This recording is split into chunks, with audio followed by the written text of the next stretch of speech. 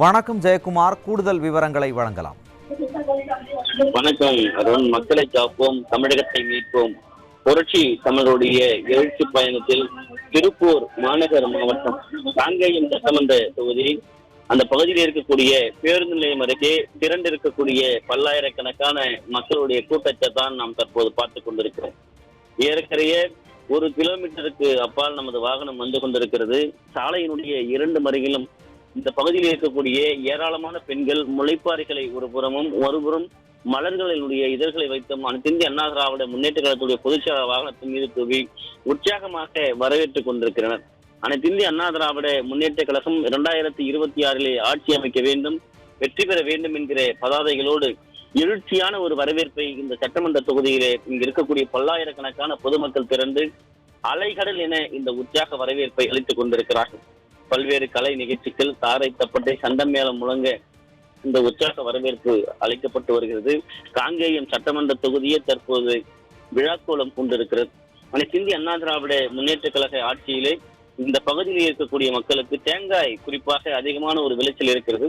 நெல் விளைச்சலும் அதிகமாக இருக்கிறது. தேங்காய் விளைச்சல், அதுக்கு குறிப்பாக கொப்பரை தேங்காய்க்கு கொடுக்க வேண்டிய அந்த குறிப்பாக அந்த எண்ணெய்க்கும் அதே போல கொப்பரை தேங்காய்க்கும் உரிய விலை கிடைக்க வேண்டும் என்று அனைத்திந்திய அண்ணா திராவிட முன்னேற்ற கழகத்துடைய பொதுச் செயலாளர் புரட்சி தமிழர் எடப்பாடி கே பழனிசாமியுடைய அறிவுறுத்தலுடைய அடிப்படையிலே இந்த திருப்பூர் மாவட்டத்தினுடைய மாவட்ட கழக செயலாளராகவும் சட்டமன்ற உறுப்பினராகவும் முன்னாள் அமைச்சராகவும் இருக்கக்கூடிய பொள்ளாச்சி ஜெயராமன் டெல்லியிலே சென்று குறிப்பாக அந்த துறையை சார்ந்த அமைச்சரை சந்தித்து கொப்பரை தேங்காய்க்கான அந்த உரிய விலையை கூட்டி வழங்க வேண்டும், அதே போன்று அந்த எண்ணெயை எப்படி பயன்படுத்துவது, அது போன்று அது சார்ந்த அந்த விவசாயிகள் எப்படி ஏற்றம் காண வேண்டும் என்கிற பல்வேறு நிலைகளிலே அந்த கோரிக்கையாக மனுக்கள் அளிக்கப்பட்டது. அதே போன்று விவசாயிகளை நேரடியாக சந்தித்து அவர்களுக்கு அந்த இளநீருக்கு கிடைக்க வேண்டிய விலை, தேங்காய்க்கு கிடைக்க வேண்டிய விலை, தேங்காய் எண்ணெய்க்கு கூடுதல் விலை, அதே போல கொப்பரை தேங்காய்களுக்கான விலை, இவற்றையெல்லாம் கருத்தில் கொண்டு அனைத்திந்திய அண்ணா திராவிட முன்னேற்ற கழகத்துடைய பொதுச் செயலாளர் புரட்சி தமிழர் எடப்பாடி கே பழனிசாமி அவர்கள் சந்திக்கிற போது விவசாயிகளும் கோரிக்கை மனுக்களாக அளித்திருக்கிறார்கள். அந்த கோரிக்கை மனுக்களை விவசாயிகளுடைய பாதுகாவலராக இருக்கக்கூடிய அனைத்திந்திய அண்ணா திராவிட முன்னேற்ற கழகத்துடைய பொதுச் செயலாளர் புரட்சி தமிழர் எடப்பாடி கே பழனிசாமி அவர்கள் பெற்றுக் கொண்டிருக்கிறார்.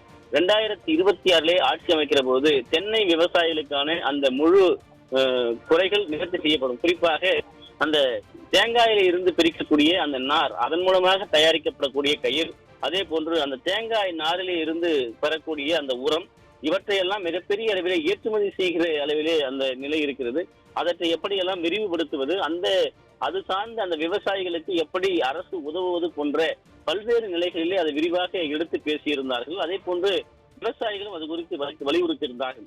அனைத்திந்திய அண்ணா திராவிட முன்னேற்ற கழகத்துடைய பொதுச் செயலாளர் ஆட்சியில் இருந்தபோது நெல் விவசாயிகளுக்கு உரிய விலை வழங்கப்பட்டது. அதே போன்று பேரிடர் காலத்தில் நெல் பாதிக்கப்பட்ட போது நேரடியாக களத்திற்கு சென்று ஒவ்வொரு மாவட்டத்திலும் விவசாயிகளுடைய வேதனையை, குறிப்பாக டெல்டா மாவட்டங்களில் ஏற்பட்ட பாதிப்பு, இதே போன்று மேற்கு மாவட்டங்களிலும் ஏற்பட்ட பாதிப்பு, தென்னையாக இருந்தாலும் அதற்கு உரிய விலை வழங்கப்பட்டது, மரமாக இருந்தாலும் அதற்கு உரிய விலை வழங்கப்பட்டது.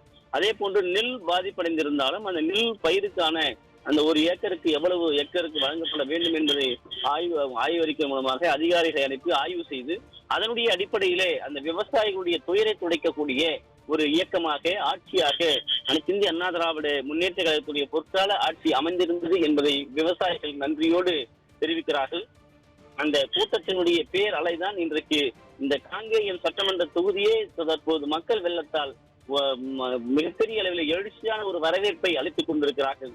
எங்கு பார்த்தாலும் இளைஞர்கள், பெண்கள், அதே போன்று பொதுமக்கள் ஆரவாரமிக்க அனைத்திந்திய அண்ணா திராவிட முன்னேற்ற கழகத்துடைய கொடிகளோடு, அனைத்திந்திய அண்ணா திராவிட முன்னேற்ற கழகத்துடைய பொதுச் செயலாளர் பதாதைகளோடு அதிமுகவுடைய பொதுச் செயலாளர் வரவேற்கும் அந்த வான வேடிக்கைகளும் அந்த காங்கேயம் நகரமே மிகப்பெரிய அளவிலே இன்றைக்கு சாலையினுடைய 2 மதிகளும் மக்கள் வெள்ளமாக காட்சியளிக்கிறது.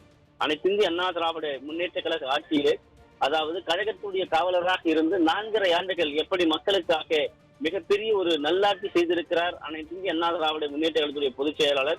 விவசாயிகளுடைய பாதுகாவலராக, குடிமராமத்து நாயகராக, மீனவர்களுடைய துயர் துடைக்கக்கூடியவராக, விவசாயிகளுடைய கண்ணீரை துடைக்கக்கூடியவர்களாக, நெசவாளர்களுடைய அந்த அவர்களுடைய கோரிக்கைகளை நிறைவேற்றக்கூடியவர்களாக பல்வேறு நிலைகளிலே மக்களுக்கு தேவைகளை அறிந்து அந்த தேவைகளை பூர்த்தி செய்யக்கூடிய ஒரு மாபெரும் இயக்கமாக அனைத்திந்திய அண்ணா திராவிட முன்னேற்ற கழகமுடைய ஆட்சி பொற்கால ஆட்சியாக இருந்தது என்பதை மக்கள் இன்றைக்கு நன்றியோடு நினைத்து பார்க்கிறார்கள்.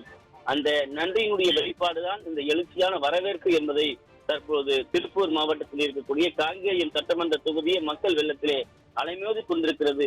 மக்களுடைய எழுச்சியை பார்க்கிற போது அலைகடல் என மக்கள் திரண்டு ஆரவாரமிக்க ஒரு வரவேற்பினை அதிமுக பொதுச் செயலாளருக்கு வழங்கி கொண்டிருக்கிறார்கள்.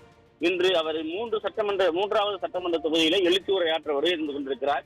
முதல் சட்டமன்ற தொகுதி அனைத்து இந்திய அண்ணா திராவிட முன்னேற்ற கழகத்துடைய பொதுச் செயலாளர் திருப்பூர் மடத்துக்குளம் சட்டமன்ற தொகுதியிலே பல்லாயிரக்கணக்கான மக்கள் மத்தியிலே ஆளுகிற திமுக அரசு அவருடைய அடாவடித்தனம், மக்களுடைய விரோத போக்கு இவற்றையெல்லாம் தோலுரித்து காட்டி பேசியிருந்தார். அதனைத் தொடர்ந்து அனைத்து இந்திய அண்ணா திராவிட முன்னேற்ற கழகத்துடைய பொதுச் செயலாளர் திருப்பூர் மாவட்டம் தாராபுரம் சட்டமன்ற தொகுதியிலே பல்லாயிரக்கணக்கான மக்கள் மத்தியிலே எழுச்சி உரையாற்றினார்கள். அதனைத் தொடர்ந்து திருப்பூர் மாவட்டம் காங்கேயம் சட்டமன்ற தொகுதிக்கு வருகிருந்து கொண்டிருக்கிறார்கள். அனைத்து இந்திய அண்ணா திராவிட முன்னேற்ற கழகத்தினுடைய நம்பிக்கையாக 2.5 கோடி தொண்டர்களை கொண்ட மாபெரும் இயக்கத்தினுடைய பொதுச் செயலாளராக அனைத்து இந்திய அண்ணா திராவிட முன்னேற்ற கழகத்துடைய பொதுச் செயலாளர், தமிழகத்தினுடைய முன்னாள் முதல்வராக, சட்டமன்ற எதிர்க்கட்சி தலைவராக, தமிழகத்தினுடைய துயரை 2027 மாற்றி எழுதி துயரை துடைக்க வருகிற வாராத மாமணியாய் அனைத்து இந்திய அண்ணா திராவிட முன்னேற்ற கழகத்துடைய பொதுச் செயலாளர் புரட்சி தமிழர் எடப்பாடி கே பழனிசாமி மக்கள் வெள்ளத்திலே தவழ்ந்து அவரது வாகனம் வந்து கொண்டிருக்கிறது. ஏராளமான கூட்டணி கட்சிகளைச் சேர்ந்தவர்களும் இங்கே கூடியிருக்கிறார்கள். அனைத்து இந்திய அண்ணா திராவிட முன்னேற்ற கழகத்துடைய தொண்டர்கள் ஒவ்வொரும் விவசாயிகளுடைய பாதுகாவலரே வருக, ஏழையுடைய விடிவெள்ளியே வருக, குடிமராமத்து நாயகரே வருக, நெசவாளருடைய துயர் போக்க வந்த எங்களுடைய தலைவரே வருக என்று பதாதைகளை கையில வைத்து உற்சாகமான ஒரு வரவேற்பை அளித்துக் கொண்டிருக்கிறார்கள்.